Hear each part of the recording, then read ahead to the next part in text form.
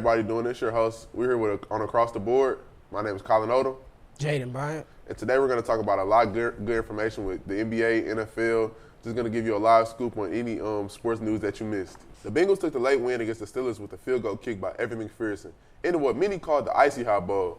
However, Joe Flacco's debut with the Cincinnati Bengals is a great offensive showcase, reminding people that he himself is a Super Bowl quarterback, despite the discussions around the trade. Flacco's connection with his offense was seamless, throwing for 342 yards with 3 touchdowns and a 66% completion rating. Along with Flacco, Jamar Chase and T. Higgins combined for 257 yards along with 2 touchdowns. And Chase Brown led the Cincinnati run game with 108 yards on 11 carries, something the team has struggled doing during the season. Steelers head coach Mike Tomlin said it doesn't make sense to trade Flacco in an interview with media postgame. Check out the rest of this interview with this clip here. You know, to be honest, it was shocking to me. Andrew Berry must be a lot smarter than me or us because it doesn't make sense to me to trade a quarterback that you think enough of to make your opening day starter to a division opponent that's hurting in that area. But that's just my personal feelings. That was a good clip. All right, let's start talking about the game. Aaron Rodgers had 249 yards and 4 touchdowns, while Joe Flacco had 342 and 3 touchdowns. So I want to talk about how the Steelers' their receiver number 1 is basically their tight end. Their tight end had the only one that was able to have 100 yards that game. I ain't gonna lie, I just feel as though Aaron Rodgers did whatever he can. Him being 41 years old, having to play his heart out. He did throw 2 picks, but 4 touchdowns makes up for it. But how do you feel about Joe Flacco's performance though? Like 342 yards, no picks. Jamar Chase had 20 receptions and 161 yards. What do you think that says about the Steelers defense? Specifically Jalen Ramsey. I think he's washed. Or I think that game just showed that he's not as good as he thought he was and that he's talking. He's not washed, he's just a mid cornerback now. I wouldn't call him mid, but when he faces competition, he just goes below the belt. Like he's not as good as he perceives himself to be. But honestly, I just say both those quarterbacks played at that age. Aaron Rodgers being 40 years old, Joe Flacco being 41. At that age, and then putting up such a performance like this, it just goes to show that the Bengals might just need to start Joe Flacco and keep Joe Burrow on the bench. I ain't gonna lie. No. I can't remember the last time Joe Burrow put up 340 yards, no picks. Conference finals. He got him to the conference. Oh, I messed up. He got him to the conference. Not conference. That was a long time ago. We talking about present day. But who cares? He's still. When was the last time Joe Flacco did that? I mean, he's a Super Bowl quarterback. He's 41. 41. Bro, that was a long time ago. But Joe Burrow is still. He's not young, but he's still a younger quarterback. He still got. He's not doing this. He's not putting up 340, no picks, and getting a win. He got him to the what's it called? He got him to the. I don't know what to say about that. Nah, I ain't gonna lie. I think he is. He can't do it. It's just he needs. It's just I don't know. I think it's not even his team. It's just I don't know. I literally don't know. In regards to what do you mean you don't know? Like Joe Flacco or Joe Burrow? Joe Burrow. I think Joe Burrow is still better than Joe Flacco. Absolutely. I'd take him over. That's why I don't think that he should start over him. I just think that Joe Burrow is just he's still trying to get in. I think when he come back from injury, I think he gonna lock in because he gonna have something to prove now that Joe Flacco just dropped 349 yards. Yeah, and then Aaron Rodgers, he did put up a good 250. He might have thrown 2 picks, but those weren't on him. And I say he's getting a little up there in age, so he shouldn't have to rely as much on not Joe Flacco, Aaron Rodgers as himself. He has a lot of pieces around him, DK Metcalf. I think he had a decent game, but like you said, the tight end having the most receiving yards, and he's the tight end, and the receiver's not doing anything. That goes to show that they're not really producing how they're supposed to. Their tight end had 5 receptions and got 111 yards, while DK Metcalf had 3 receptions and only got 50 yards. That's terrible. He's supposed to be one of the best receivers in the league. He's getting paid the most. Supposed to be receiver number 1, and they tight end. And the only people to score on their team were all 3 of their tight ends. Not a single receiver was scored. I think they have a receiver problem right now. No, they might. Their running back. He put up 130 yards this game, just like Chase Brown for the Bengals. They said he wasn't. They said the Bengals run game wasn't producing how it was supposed to, and they showed that it can. He put up 110 yards, rushing yards. So I still feel as though like both teams are good, and as like the quarterbacks that they have, they can go somewhere with them, but they're just a little older in age. Like, Yeah, they is older. they might have unk status right now. They might be a little too, No, they might be a they're little older in age. They just got to figure it out as a team. You know, the Steelers being 4-1 with Aaron Rodgers as their quarterback, that goes to show a lot. Like, because I couldn't tell you off the top of my head who was their quarterback before, you know, all this happened. But honestly, I really doesn't think it matter. I think Aaron Rodgers is gonna be around till it's his time to retire.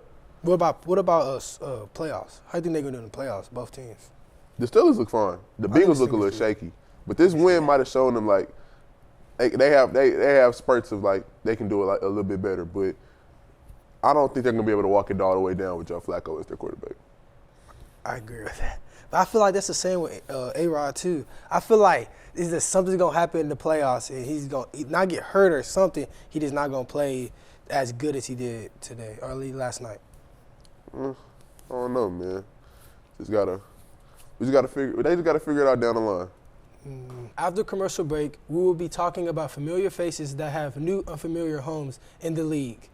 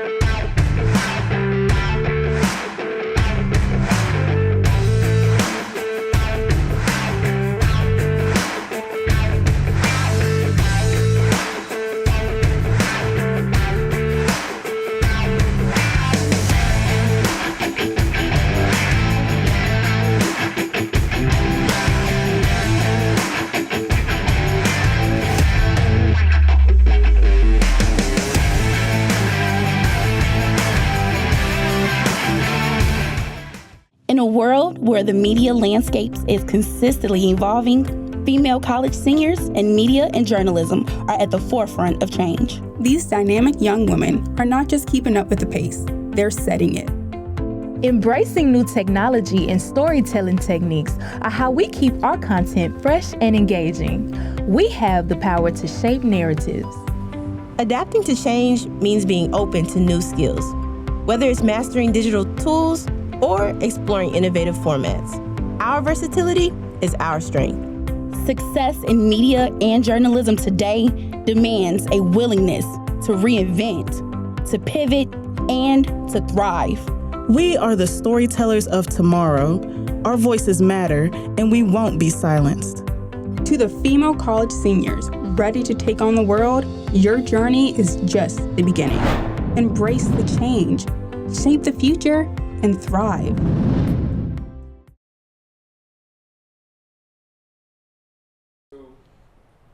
Welcome back. The Sacramento Kings have officially added 9-time All-Star, 2-time scoring champ, 9-time All-NBA, and the 2016-2017 NBA MVP to their roster on a veteran minimum valued at $3.6 million.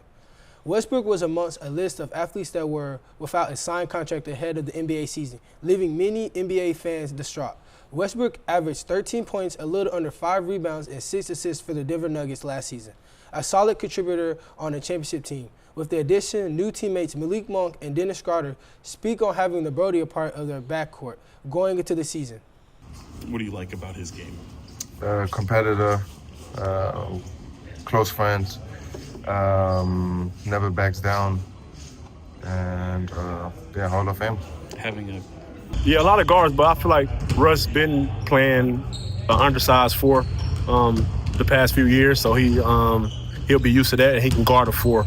And I think that'll give us a little bit more versatility on the offensive end and defensive end, switching a little more. But he, like I said, he been in the league for how long? He knows how to play the game, knows how to win, and yeah, he's a competitor, so he gonna help us. That was a good clip there that we just seen. So, how you feel about Russell Westbrook going to the Kings? I don't think it's a bad trade. I think he's gonna be a good contributor. I think he's gonna be a role player. Yeah.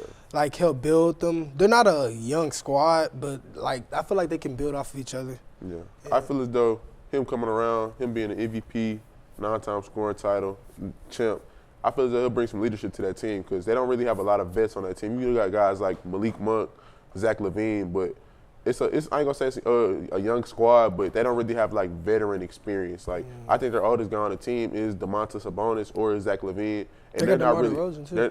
They do got DeMar DeRozan. Okay, so let me not say that, but I just say he'll bring like another leadership presence to that team. Mm-hmm. I agree with that actually. I wouldn't say they're a playoff team, but like I feel like they're good. No, they're definitely a playoff team. Definitely. In the West, definitely a playoff team. I got to think who the West got this year. The West is got a good. No, but they're definitely a playoff team in the West. West is hard, but you don't feel as though they'll make the playoffs or even play in? No, they probably get play in, but I don't know. I think it's different this year because I don't know. Basketball changes every year. Yeah. So. I'm not even gonna say that. I think they could be in the playoffs. They could be a playoff team. It's a lot going on in the NBA with the trades going on. I just seen the Nuggets traded Michael Porter Jr. to the Nets for Cam Johnson. I did not know that. Yeah, the Nets are going to be terrible. Why would they give away their best shooter? Nah, not even. They don't really. I ain't going to say they don't need him because they kind of replaced him with Cam Johnson. He's going to play that same role, but the Nets aren't really going to have anybody now. Like you telling me y'all got Michael Porter Jr. and Cam Thomas on the same team? There's going to be no ball movement. Like none. They're both catch and shoot type of players. Not even. Once they get the ball in their hands, it's going up. The possession ends right there. But yeah, so like that. Also, I seen Lonzo Ball got traded to the Cavaliers. That really? Yeah, he came back from off injury, and then he got injured again. That. Yeah. Dang. So I just say that's a lot of good team to go to. It's a lot of new faces going around in the NBA. I know Anthony Thomas. He got traded from the Blazers to the Celtics for Drew Holiday. Yeah. That was an interesting trade. But not as interesting as the Houston Rockets signing Kevin Durant. That right there, that might be a game changer. They might be top 5 in the West, and they have a lot of solid pieces around them. That is a good team. They have Fred VanVleet, Jabari Smith Jr., Amen Thompson, Kevin Durant, and what's the center's name? Alfred Sengun. Oh, yeah, Sengun. That's a great squad. That is a good squad. They're young. They have Kevin Durant, veteran presence right there, a Hall of Famer.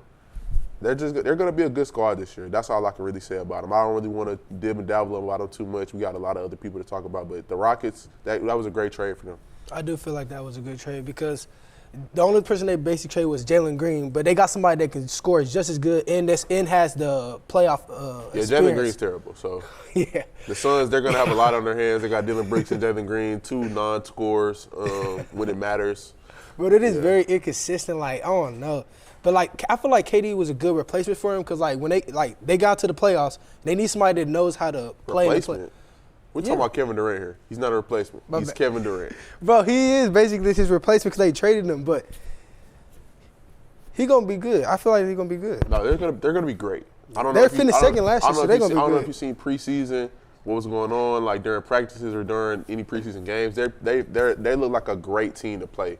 Like, they look like a great team they're gonna go far in the West. That's really all I can say. They're not gonna be stonewalled by any teams in the West. They have the pieces that they need. Their bench looks good. Yeah, that's really all I can say about them. They're just like a great NBA team. I think the West is gonna be very good. Yeah, the West is gonna be they're gonna be tough this year. The West isn't like the East. The East, they're super weak over there. The East is weak. But the West, they're gonna be. It's going to be a fight for the first spot. You know, you got the Nuggets. They got Mavericks going to be good. Yeah, the Mavericks, they got Timberwolves, Nuggets. I don't know about the Lakers this year. What you mean you don't know about the Lakers? Oh, I ain't gonna lie. Take it back. Yeah, what do you mean? I'll take it back. Matter of fact, what do you mean you don't know about the Lakers? Oh, I was gonna say, any team with LeBron on is gonna be okay. No, Luka, LeBron. Luka is the Lakers. We got LaRavia. Who else? I'm not gonna say we got DeAndre Ayton, but we did pick up DeAndre Ayton. I hope he plays like the center that he's getting paid to be. But I don't like the fact that you're just trying to kind of just disregard the Lakers when LeBron James is on that I just team. don't feel like they're not gonna do nothing. Like to me, everything to me matters what happens in playoffs, and I feel they like made the playoffs last year. Yeah, but like they didn't do nothing. They didn't do anything. They didn't do nothing. You know, they had to play the best player in the league. Yeah. I can't really say nothing. Please don't doubt LeBron James. No. I don't like that. I really don't understand why people are disregarding the Lakers' success. Like we have Luka Doncic and LeBron James. Luka is a top 3 player. That's all that matters. Luka's a top 3 player. That's what I'm saying. Now, LeBron is top 3 too. He might be number 1. Bro, LeBron? Yes. Number 1 player in the league. Why is he laughing? LeBron James is the number 1 player in the league right now. Absolutely. This is troll. Absolutely. I'm so serious. I don't know why you're not taking me serious. He might be top 20. Not He might be top 20. Whoa. You're saying LeBron remains in the league right now, LeBron is a top 20 player. I can name 10 players right now off the back of my head that are all better. Come on. Giannis, Jokic, Shea, Anthony Edwards is not better than LeBron James. Anthony Edwards is better than LeBron James? After last season, Anthony Edwards is not better than him. Okay, keep going. Oh, did I say Luka? We can't count him. He's on the same team. Okay, let me go to the East now. No, we talking about in the West. Did he just say Jason Tatum, Jalen Brunson, Cat better than him. Are y'all serious? I'm not gonna say I'm not gonna say nobody from the Pacers. I ain't gonna Are y'all serious? I ain't gonna lie. I'll say Cade Cunningham is better than LeBron right now too. Bro, this guy's hilarious, man. The Pistons, bro, he's carrying them right now. Okay, and then who else? Come on, I ain't gonna lie. A healthy Joel Embiid is better than LeBron. A healthy Joel Embiid is better than LeBron. Are we seriously debating 10 players better than LeBron James? In the league right now. This is the season. No one's better than LeBron James. What are you talking about? Bro, he's trolling. It's LeBron James at the end of the day. We're not talking about Tyrese Halliburton. We're talking about LeBron James. We're not talking about a Pascal Siakam. We're talking about LeBron James. You could argue he was the same player as LeBron. Probably better. No, he was better. Did he just say Pascal Siakam and LeBron James were on the same level? Yeah, last season he was better than him. We're talking about LeBron James, not Kyle Lowry. Bro, this is ass to beat you. LeBron is not. I got no hate towards LeBron, but there's still a lot of people that are still better, stat-wise, better than LeBron. I don't see it. LeBron is 39 years old, 40 actually. He averaged 27, 7, and 6. And everybody named above are averaging all that plus 10. I forgot Trae Young, 10 assists. He's a point guard. All of them are dang near averaging double-doubles and triple-doubles. It's Trae Young. He has to do that. He's the best player on his team. I know, but I'm saying all the people that I'm saying that are better than LeBron, the 10 players I just named, are all averaging. Trae Young's better than LeBron James. Season-wise, yes. We're not talking about season-wise. We're talking about LeBron James here. But we were career-wise. None of them are better than LeBron. We all know that. Thank you. That's all I need to But do. that don't matter now. It's season now. What's happening now? Does it matter? We're talking about LeBron James. But we're getting off topic. It's just a lot going on in the NBA today. A lot of trades, a lot of new faces on different teams. I know a lot of people are getting waived from their teams. A lot of teams are picking up people and waiving them. I don't know why, but that wouldn't happen to LeBron because he's LeBron James. Is he not going to retire after this year? No, I swear they say he's going to retire. I know a couple new faces, just a lot of young guys from G League teams. I know it's this guy named Amani Bates. He got picked up from the 76ers G League team. He got picked up from the 76ers G League team. He never had opportunity, but I think he will on this squad here. After this break, we will segue into our conversation about 2K being the main publisher of a college basketball game. For the third consecutive year, Prairie View A&M University's KPVU-TV, the Communication Department's student-run television studio, proudly broadcasted live from the Carlton Woods for the Chevron LPGA Tournament. Showcasing the talent, professionalism, and dedication of our student journalists on a national stage. Building on our success, we expanded the Golf Media Lab for a second year, an immersive educational initiative where students and community members receive hands-on training in broadcast journalism. Participants learn the fundamentals of field reporting, interview techniques, camera operation, and live editing using the ATEM production console, equipping them with real-world skills in a professional media environment. KPVU-TV also had the honor of hosting the Wood Field Trip, engaging bright young minds from Yellowstone School and Black Girls Do Engineering. This enriching exchange fostered mentorship, inspiration, and a shared excitement for media and technology.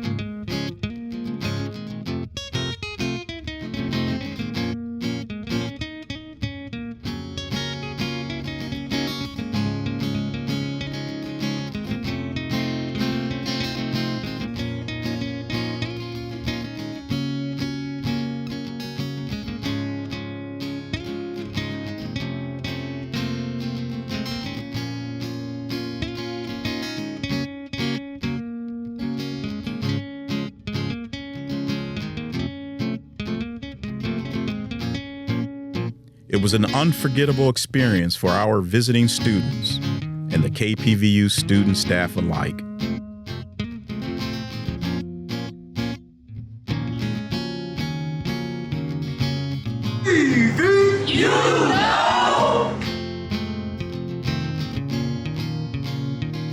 We look forward to continuing this legacy of excellence. See you next year. PV, you know.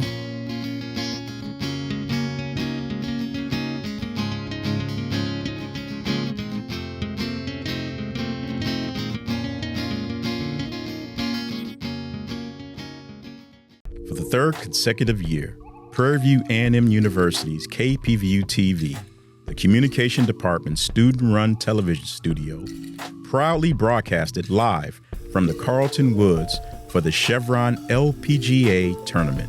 Building on our success, we expanded the Golf Media Lab for a second year, an immersive educational initiative where students and community members receive hands-on training in broadcast journalism. KPVU-TV also had the honor of hosting the Wood Field Trip, engaging bright young minds from Yellowstone School and Black Girls Do Engineering. This enriching exchange fostered mentorship, inspiration, and a shared excitement for media and technology. Participants learned the fundamentals of field reporting, interview techniques, camera operation, and live editing using the ATEM production console, equipping them with real-world skills in a professional media environment. It was an unforgettable experience for our visiting students and the KPVU student staff alike. We look forward to continuing this legacy of excellence. See you next year. PV, you know.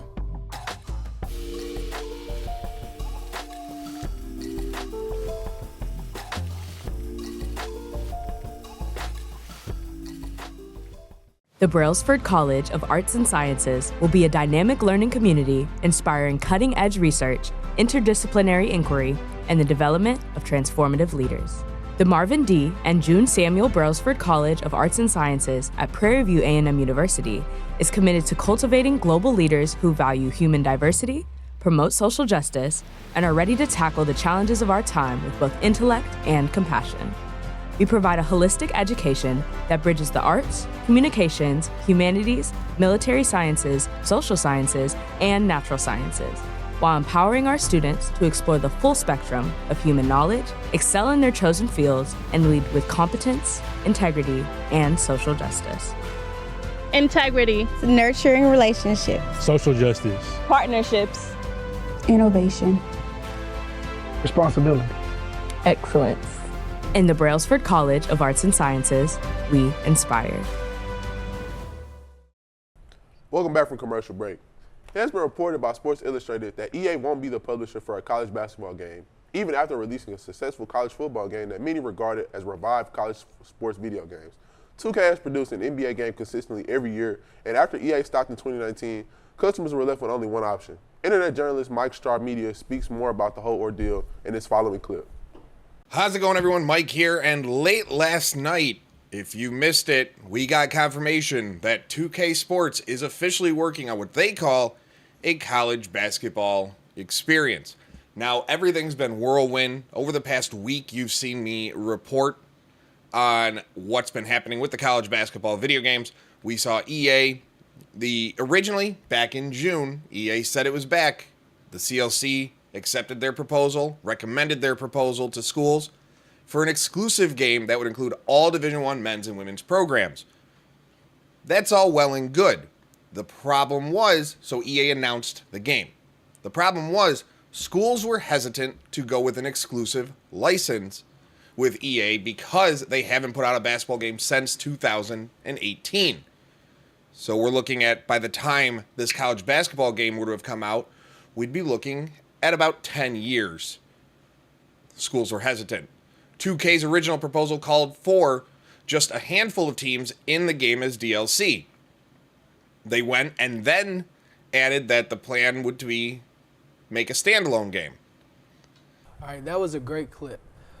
But I think that 2K is going to mess the game up. I'm going to be real. Because they already have hit or miss games. Like, they said that every game was a good game, but some 2Ks were hit or miss. Like 2K18. Let's be real. 2K18. As a person who hasn't played 2K since about 2K20, I can say 2K26 is a player who plays that this year. I can say it's a good game. It's very much better than what it was in the past because I get mad and break my controllers if I played all the old 2Ks. But the one that they have now, it's actually a decent basketball game to play. I'm very skeptical about what they're going to do for the college basketball game, knowing that there hasn't been a college basketball game since 2010. Yeah. I remember playing that when I was like, I don't know how old I was. You know, I'm not good with memory, but. Yeah, honestly, I just think it's going to be a good game in itself. I wish them the best. I wish Ronnie the best. As them trying to put together a game that everybody wants to see, because you know they produce college football. That's a great game, but leaving it in 2K's hands to produce a college football game when EA was supposed to produce it, I'm skeptical. But at the end of the day, hopefully they just do what they're supposed to do. Hopefully. But that's all the time that we have today for Across the Board. I hope y'all got y'all good information from the news that we gave y'all. It's your host, Colin Odom. Jaiden Bryant. Y'all have a nice day.